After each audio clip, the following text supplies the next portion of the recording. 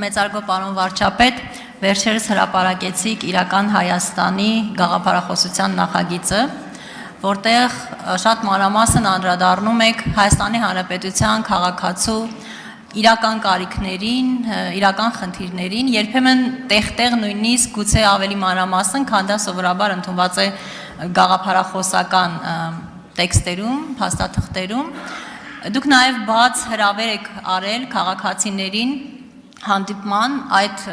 առաջարկներ ներկայացնելու նաև, ինչպես նաև պատրաստակամություն եք հայտնել ինքներդ հանդիպելու տեղերում։ Ես ուզում եմ իմանալ ինչպիսի արձագանք է գտել այս նախագիծը, ինչ առաջարկներ են եղել կամ արդյոք արդեն հանդիպումներ եղել են, եւ որ ամենակարևորն է, կուզեի նաև հանրությանը տեղեկացնեք, թե ինչու է կարևոր քաղաքացիների մասնակցությունը այս նախագծի մշակման, զարգացման փուլում եւ ինչ ենք մենք ակնկալում այս ամբողջ գործընթացից։ Շնորհակալ եմ։ Շնորհակալ եմ Տիկին Բաթոյան հարցի համար։ Մենք արդեն մի քանի 100 քաղաքացիներից հայտեր ենք ստացել հանդիպումների եւ իմ պլանը հետեւյալն է, որ մենք հիմա արդեն, եթե չեմ սխալվում, հաջորդ չորեքշաբթի օրը, քանի որ ազգային ժողովի հարց ու պատասխանից ազատ ենք այդ օրը, այսինքն այն օրերը, որ ազգային ժողովի հարց ու պատասխան չկա, այդ չորեքշաբթիները մենք քաղաքացիների հետ կառավարության նիստերի, վերջը մեր հրավերով մենք կգնանք, իսկ մարզային այցերը հիմնական ոչ աշխատանքային օրերին, եւ իմիջայլոց առաջինը մի քիչ ոչ այս թեմայի հետ, մի քիչ այլ թեմայի հետ ուսանողների խումբ էր ցանկացել հանդիպել եւ շաբաթ օրը խմբի հետ եմ հանդիպելու, բայց մի քիչ իրենց նախաձեռնությունը ոնց որ թե ավելի շուտ էր, նույնիսկ վստահ չեմ, դա իրական Հայաստանի գաղափարախոսության նախագծի հետ էր կապված, թե դրանից առաջվա նախաձեռնություններ, բայց այս պահին արդեն տեսանելի բոլոր չորեքշաբթիները նշանակված են հանդիպումներ եւ նաեւ մարզային հանդիպումների գրաֆիկը նույնպես ճշգրտվում է եւ հա այսպեսի մի նրբություն կար, որովհետեւ քաղաքացիները այնտեղ հետեւյալն էր, ես ասել եի եթե խմբեր ձևավորեք 20-30 հոգանոց կհրավիրենք, եթե 70 եւ ավելի խումբ ձևավորեք, ձեր ասած կգանք ձեր բնակավայրում կհանդիպեմ։ Հիմա քաղաքացիները շատ գրում են, ասում են, դե խումբ ձևավորել դժվար է, մենք որպես անհատ ենք ուզում մասնակցենք, էլի մենք խնդիր չենք տեսնում եւ նաեւ պատրաստվում է առաջիկա օրերին իմ էջում Facebook-յան դրա մասին գրառում անեմ, շնորհակալ եմ, որ հնարավորություն տվեցինք, որ այն քաղաքացիները, ովքեր ուղղակի ուզում են որպես անհատ իրենք մասնակցեն, իրենք էլի այդ նույն էլեկտրոնային փոստով Real Armenia, Շնիկ, Gov.am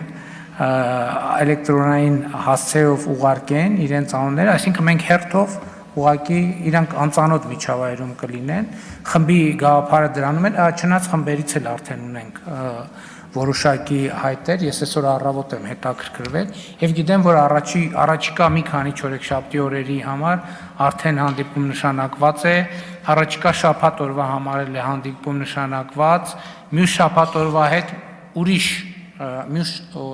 շաբաթ օրը ուրիշ ֆորմատի, ուրիշ թեմայով է հանդիպում նշանակված քաղաքացիների հետ, այնպես որ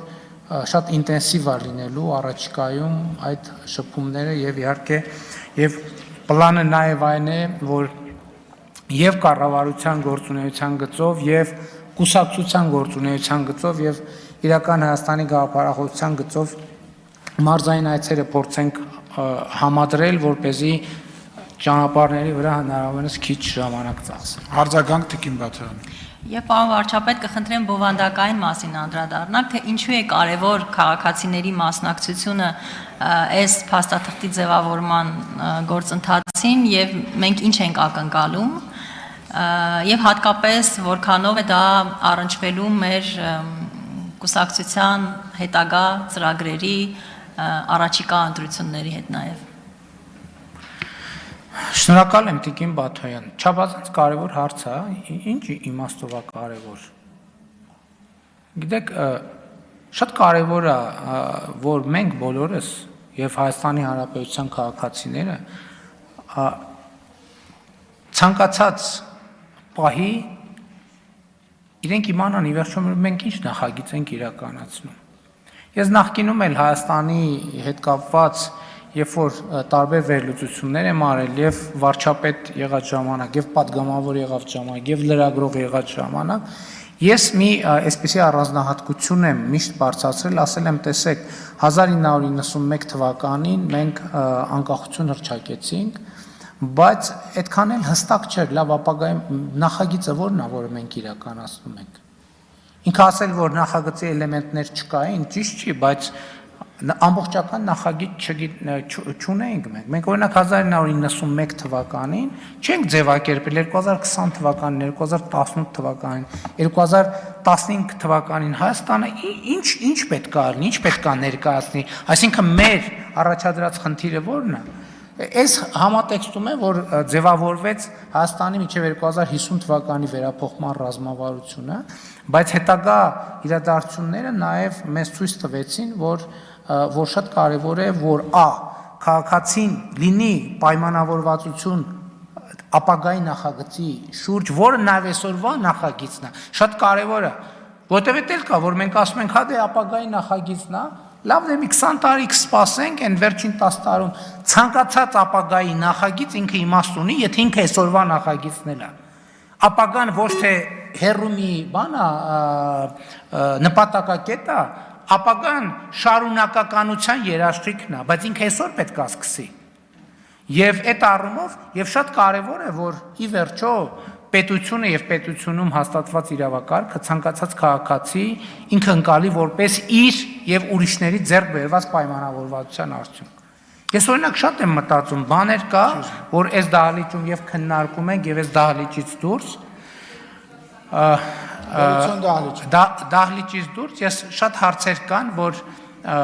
ինձ համար այդքան էլ պարզ չի, թե ինչու ենք մենք այդպես արձագանքում, մենք ասելով նկատի ունեմ քաղաքացիները, եւ շատ դեպքերում իմ եզրակացությունն է նա, որ դրա պատճառներից մեկն այն է, որ Հայաստանում հաստատված իրավակարգը օրգանական կապ չունի մեզ հետ։ Մենք դա չենք համարում մերը։ Շնորհակալ։